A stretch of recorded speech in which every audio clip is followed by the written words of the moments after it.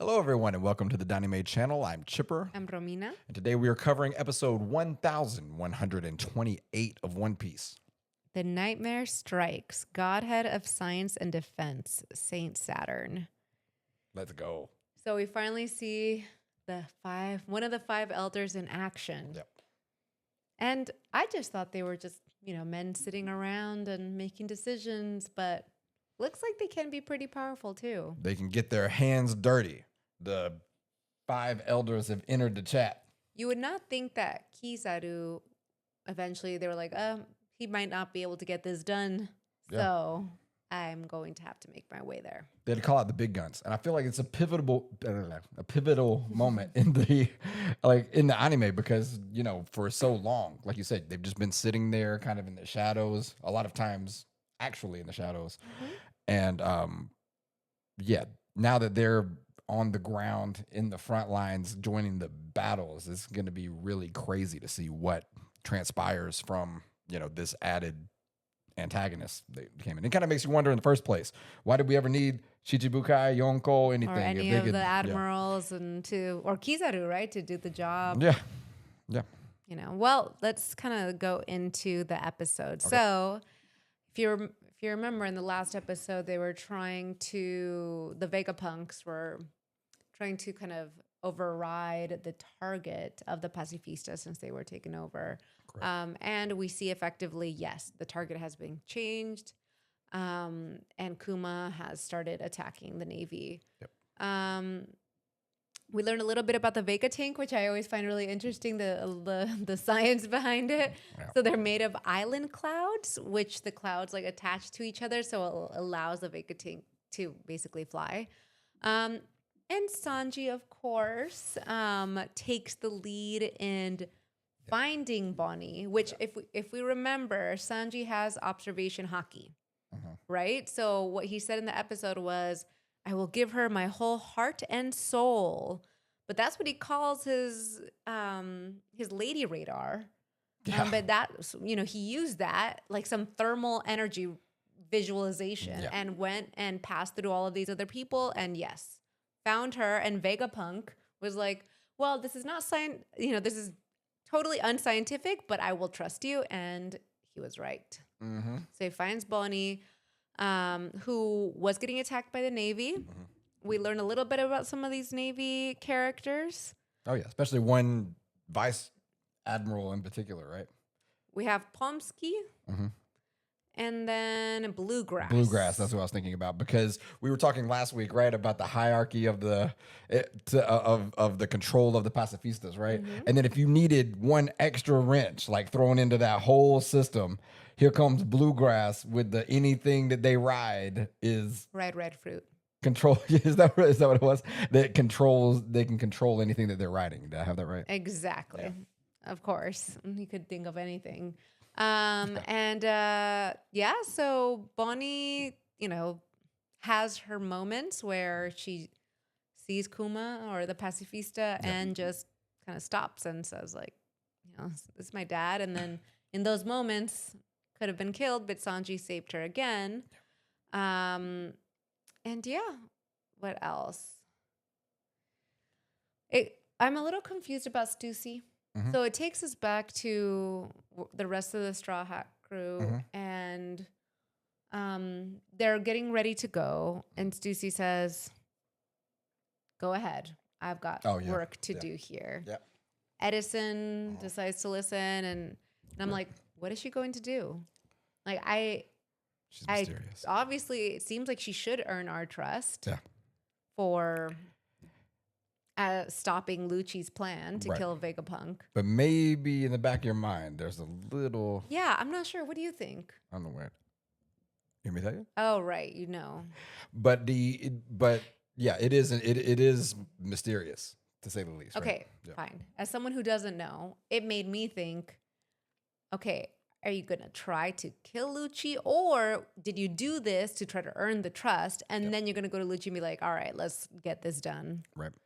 So. Yep. And I feel like all of this, was there anything else before the commercial break? Because I feel like all of this was the precursor to what we had all been waiting for. The main event, the coup de grace, Like Saint Saturn, let's see what he's got. You saw the eyes last week at the end of the credits. And the eyes are always is King Emu, right? Like whenever you see those eyes, it makes you think of King Emu. That's the way I've always taken it. Yeah. Yeah. And so, I was not ready for the transformation, like the physical transformation. I just thought, okay, is Saturn finally going to like stand up from his chair and do something? So you see that while we have Saturn there getting ready, realizing that he has to take action, we have these fight sequences happening with Zoro and Lucci. Lucci says it's no use. Luffy and Kizaru are fighting. Yep. Luffy's like swinging around as like, light energy blasting out. Yeah. And Kizaru's getting annoyed because he's not letting, Luffy's not letting him fulfill his mission. Like, it looks like he's losing, right? It looks like Kizaru. Yeah. Yes. Like Kizaru, it looks like is losing to Luffy. Luffy was able to like get a good punch in. And then all of a sudden, several people, Kizaru, Luffy, Chopper, sense this presence, right? You see the eyes. I don't know why. I see the eyes. I think King Emu, like how that connection, how there's a connection with King Emu and Saint Saturn. I don't know, but or maybe just all of the elders. And it seemed like a force, right? Like boom, like everybody felt it. Whatever it was, it was it almost reminded me of Dragon Ball when they have the power levels. But this is something, and maybe I'm looking too into this because this is kind of something that I've been building up to the last few episodes when I was talking about Kizaru's like fighting style versus Luffy and Gear 5th. So the light, the really structured justice versus the crazy, Looney Tunes. Gear 5th Looney Tunes. He turned into Tasmanian Devil. Yeah, right. In this episode. Yeah, and then it was like Tasmanian Devil, and then it went to like the Jurassic Park looking eyes from the DNA strand from Jurassic Park. Anyway, like when Saint Saturn comes, like the weight of everything just seemed like gravity hit the arc because the arc's been going, and you can tell there's really important things at play and really intense fights happening. But at the same time, when this happened, it came right after Luffy just did this whole, 2 or 3 minute great animation again. Yeah. I have to know, but great animation. But it goes from all of that crazy Looney Tunes stuff directly into this like eyes and a pentagram and dark like energy, devilish type energy. Yeah, it just got really the serious. Clouds turned dark, and I'm like, wait, what? Yeah. How is the weather being? The weather play a part in this? Electricity. You see the big eyes, and then all of a sudden you hear someone say, "Stand down," right? Yeah. And it's like, how are the pacifistas? How are they being controlled? By him. And they listen to him. And yes, you see the 5 pentagrams, electricity. And the way I described it was, so this is like a way for Saint Saturn to teleport, to transport himself through this pentagram. And then he starts blobbing his way out. And I'm like, is this a cell? Is this a spider? Says the scientist. Is this? At first I thought it was it really did, and I was like, "Is it going to multiply?" I don't know. It looks like some like Ghibli creature, right? It like does as it look came like out. Yes, it did. And then it hardens, and it turns into this. I don't know. I called it Saint Saturn monster, but it looks really terrible. Looks really scary. So yeah, and the interesting thing is, did he mean to kill the Navy guy? Or is it that the Navy got like that people of a certain hierarchy are not able to see him in his true form or something, that it would kill them just to look or to see. And that's the thing. Was he showing his cruelty there, or was he through, malevolence, or was he showing his cruelty through the indifference? Like, just, I don't care if it's somebody that's on my team. They're not important enough to matter. That might you're gonna kill your own team might even be scarier than the just doing it out of malevolence. So we get introduced to, I had to pause to actually write this all down. Wait, this is something else that like One Piece, I always love, like, they'll give you the title of the episode, the subtitle is some huge thing.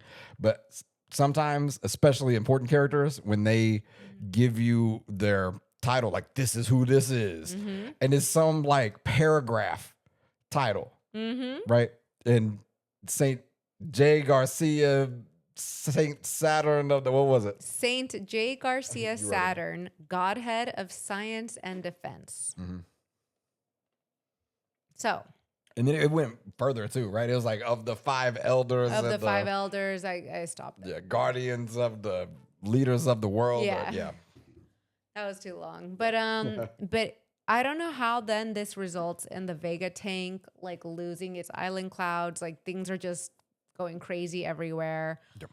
Kizaru, I was, then it goes back to the fight with Kizaru and Luffy. Yep. Somehow Kizaru noticed that Luffy, I guess maybe Luffy, I could see the sweat, but he noticed that he was like, he said something like, you can't keep this up for long in this new form. Like, this is not going to. Yeah, he already could tell. Yeah. Luffy's spinning. He's avoiding Kizaru's attack. He uses Star Gun, right? That's what he used. It's pretty cool. When it came around, like with the looping colors, that was cool. Yeah. Yeah, it looked cool. But he punches, so he's able to punch Kizaru. And then Saint Saturn, who's there, who broke ground, looks and sees Luffy, and he says, he calls him by that name, Nika. Be careful. Yeah, it was. He said it. Yeah, and that's the funny thing, because like you go back to all of those hundreds of years ago, hundreds of episodes ago, when they're mentioning the sun god, they're mentioning and then finally he's seeing the manifestation of like all of the world government's fears for hundreds of years, everything that they've been trying to cover up through the void years and through, trying to destroy the library and all of that. Like, it seems like, somehow all of this, he was surprised to see Vegapunk. Yes. I thought I killed you yesterday. Mm-hmm. That was and like, it was interesting that like, he wanted to see for himself, not just to join the battle or something, but it was like, what the hell is going on?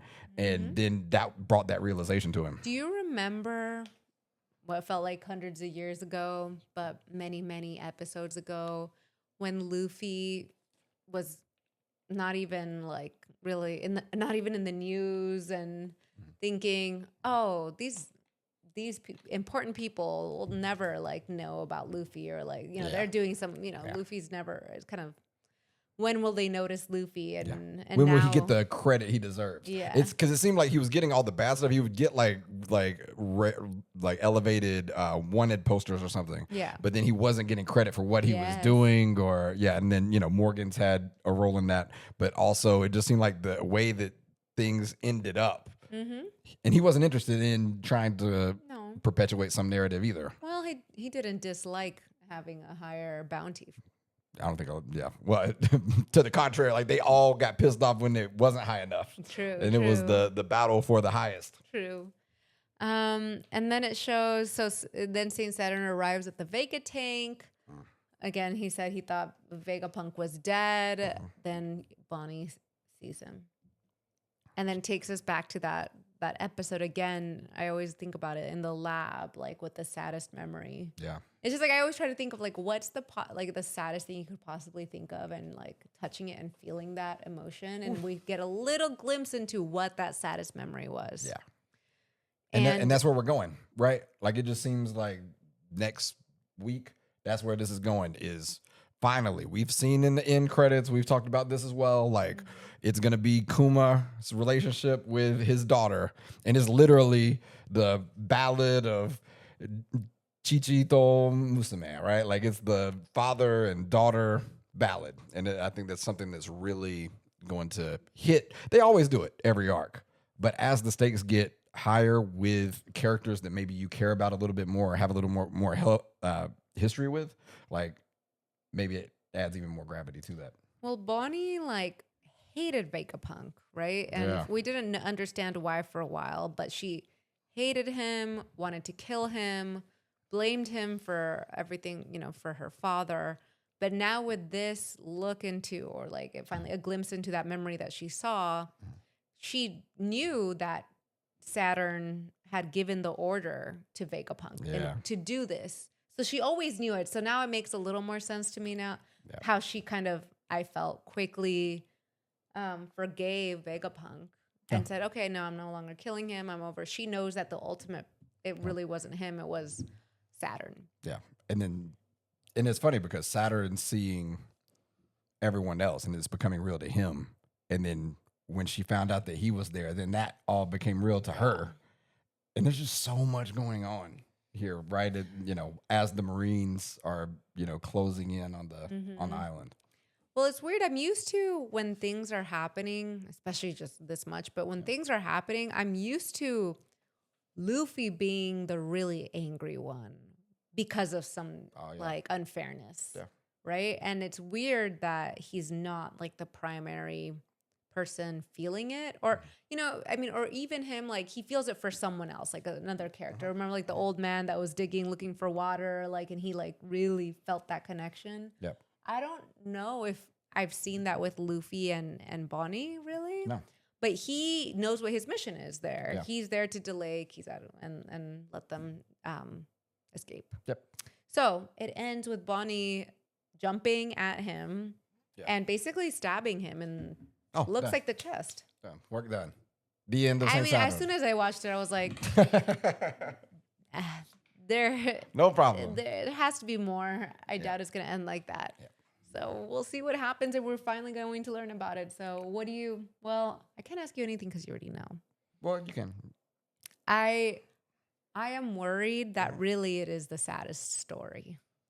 It might be. What so far? This is something to ask you. I'm not ready. What has been the saddest Chopper stories? You told me it was going to be Brooke. I thought Brooke was really sad. I guess because you think it's really sad, and I was worried about that one, and I wasn't as sad as Chopper. And then because to me, what stands out to me going back through it, I mean, Laboon was tough. Chopper was, even Nami's story, but to me it was like, I don't know. Brooke hit me, and then when Sanji left, that with you mean like his relationship with Luffy in that situation? There, yeah, that was Luffy refusing to eat, and then when he was basically dying of hunger. Like he ate the rotten food, and acted like it was good. Yeah, that's all fair. That was a lot. But Chopper is still Chopper for me, but I don't know. I think it's all relative. Would love to hear other people's thoughts on like what they thought was the saddest. But what is the most sentimental? What's the saddest moment of One Piece to you? Oh, Ace. Ace. I said that. I still thought Chopper was sadder than Ace. I don't know. You know what it is? I think it could be subjective. Yeah. Like you might have something that was triggered.